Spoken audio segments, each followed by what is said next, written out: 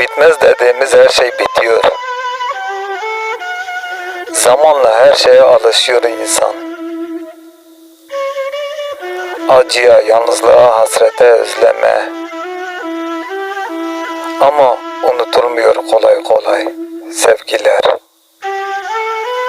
Kalbinin en ücra köşesinde kanayıp durur öylece. Bağırmak gelir içinden bağıramazsın. İçindeki derdi, kederi kusarsın. Karşındaki aşk sanır. Aşk nedir bilir misin Bremen? Aşk onsuz bir gün kıyamettir. Ben cehennem ateşi oldum.